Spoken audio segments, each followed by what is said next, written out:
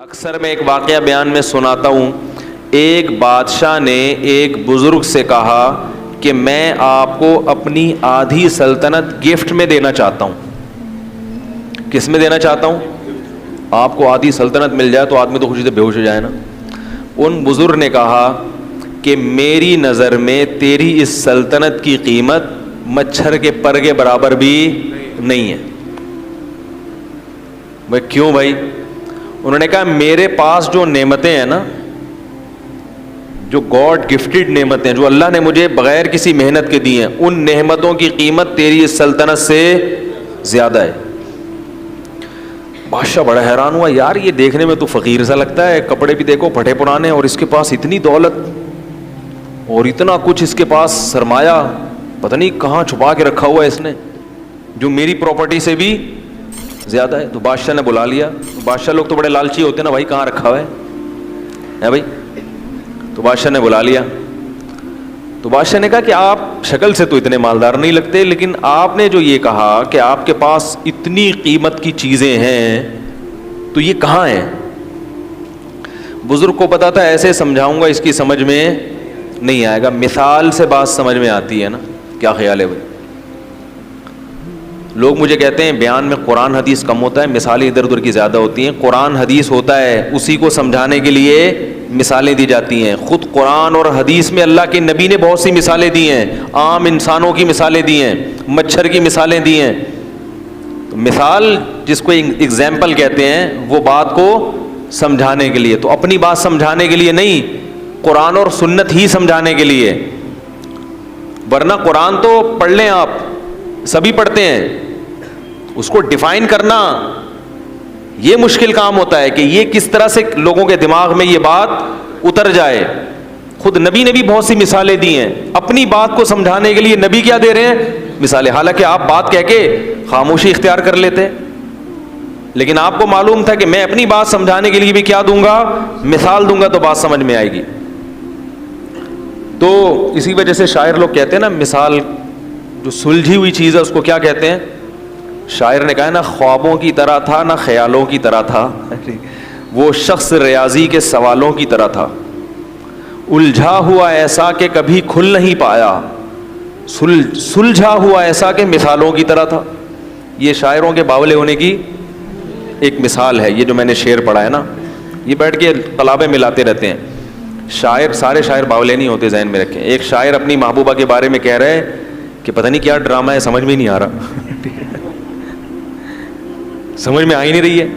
تو کہہ رہے خوابوں کی طرح تھا نہ خیالوں کی طرح تھا، وہ شخص ریاضی کے، جیسے ریاضی کے پیچیدہ سوال ہوتے ہیں نا، اس قسم کی چیز ہے بھائی. وہ بیلنس بھی ڈال دیا ہے بھائی، ٹھیک ہے، سارے خرچے بھی پورے کر دیے. تو الجھا ہوا ایسا کہ کبھی کھل نہیں پایا، ایسا الجھا ہوا کہ آپ کھول ہی نہیں سکتے اس کو. سلجھا ہوا ایسا کہ مثالوں کی طرح تھا. لیکن سمجھ میں آ رہا ہے کہ بھائی یہی ہے میرے لیے، صحیح ہے. جب جان چھڑانے کی بات کرو تو ایسا سلجھا ہوا کہ بھائی اس میں کیا خرابی ہے. پھر آخر میں کہتا ہے شطرنج کی الجھی ہوئی چالوں کی طرح تھا. سمجھ میں آ رہی ہے بات؟ نہیں آ رہی تو یہ زیادہ اچھا ہے. اس قسم کی باتیں سمجھ میں آئیں تو خطرناک ہے، نہ سمجھ میں آئے تو زیادہ اچھا ہے. خیر، تو مثال سے بات سمجھ میں آتی ہے. کیا کہہ رہا تھا میں؟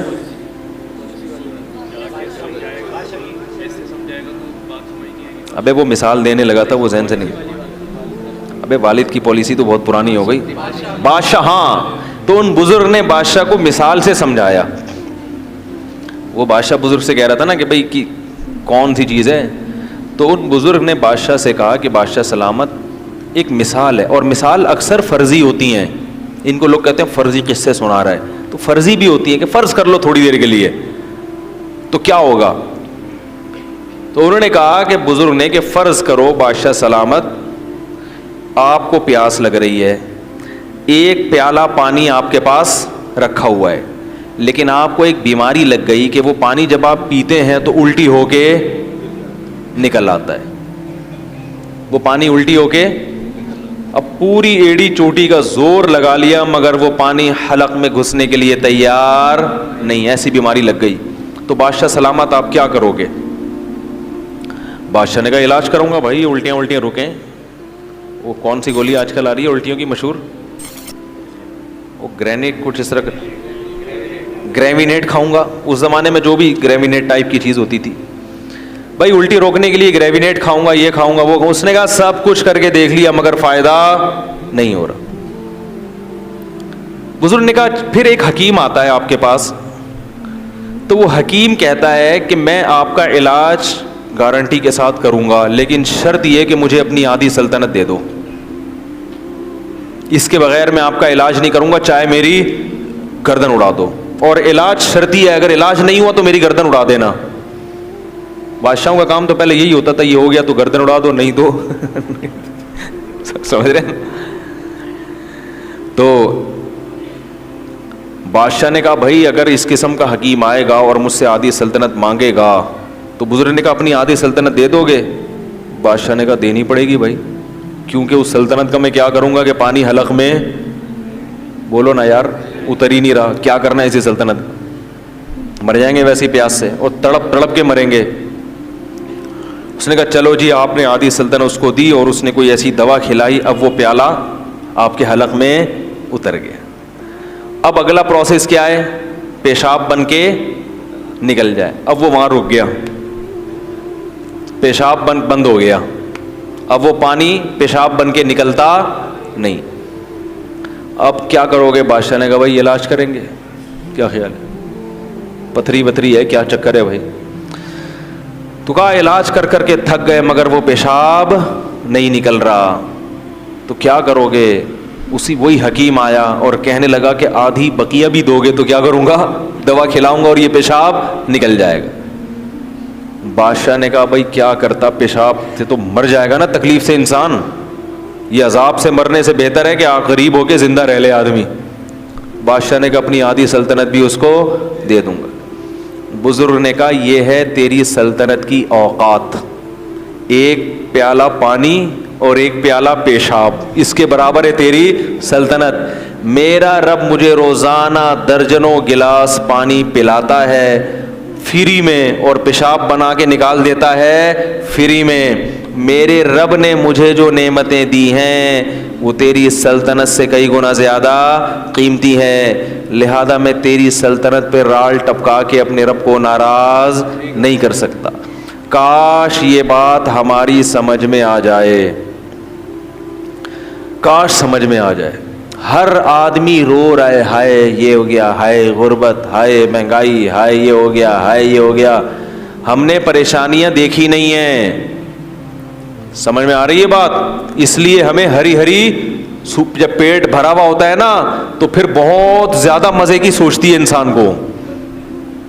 आज गुर्बत मसला नहीं है दुनिया का, याद रखो, हैं गरीब वो बहुत थोड़े हैं और वो बहुत बड़े बड़े गरीब भी मौजूद हैं, लेकिन जो मेजॉरिटी है उनका मसला गुर्बत नहीं है, उनका मसला नाशुक्री है।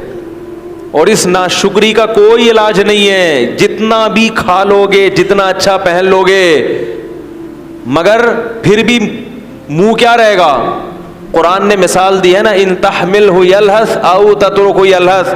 अल्लाह ने कुत्ते की मिसाल दी है कि उसके सामने बोटी डालो तो भी जबान उसकी लटकी हुई है, पेट भरा हुआ हो तो भी जबान लटकी रहेगी, और पेट खाली हो तो भी जबान लटकी रहेगी उसकी। ये हाल हो गया है। देखते नहीं अपने हुक्मरानों से सबक नहीं लेते? 5 अरब डॉलर कर्जा वापस करवाया जा रहा है। बातें हो रही है, वल्लाह आलम है या नहीं, लेकिन अगर ये सच है तो ये कम है? 5 अरब डॉलर यानी सोचने में आता ही नहीं है कि कितना होगा। अरे 1 अरब पता है कितना होता है? यानी शुरू करो तो 100,000 से 1 लाख, 100 लाख से 1 करोड़, 100 करोड़ से 1 अरब, फिर उसको डॉलर से ज़रब दे दो, फिर वो कितने? 100 डॉलर, 100 अरब डॉलर। मेरे भाई हम और आप तसव्वुर, लेकिन ऐसे लोग भी चाहते हैं कि हम दोबारा आएं और मजीद पैसा। यानी ये वो लोग हैं कि अगर ये 5-5 हज़ार के नोट को चाय में डबो के खाना शुरू कर दें, खुद नोट खाना शुरू कर दें, इनकी जिंदगियां खत्म हो जाएंगी मगर वो नोट खत्म नहीं होंगे। کتنی بڑی عبرت ہے اس واقعے میں کہ اصل مسئلہ دولت نہیں ہے، ہوس ہے. جس میں ہوس ختم ہو جائے تو اس کو یہ بہت لگے گا جو نعمتیں ہم کھا رہے ہیں. یہ جو اولاد روکنے کی بات کرتے ہیں، ہوس کے مریض ہیں. یہ چاہتے ہیں ہم کروڑ پتی ہو جائیں، ہمیں ایک دھیلا بھی اپنی اولاد پہ خرچ نہ کرنا پڑے. اور جس کو سمجھ میں آ گیا کہ رازق اللہ ہے اور جو رزق ہمیں مل رہا ہے بہت ہے، وہ میرے بھائی درجن بچوں پر بھی پریشان بولو بھائی نہیں ہوگا. وہ نہیں ہوگا پریشان، وہ اس پہ بھی خوش ہوگا. تو یہ جو ہماری باتیں ہیں نا، یہ جب سمجھ میں آئیں گی جب دنیا کو کیا سمجھیں گے؟ مسافر خانہ، اور اللہ کی نعمتوں کی قدر کریں گے. یہ دماغ میں بٹھا لیں کہ ہم میں سے ہر شخص کو اللہ نے بہت سے بھی زیادہ دیا ہے.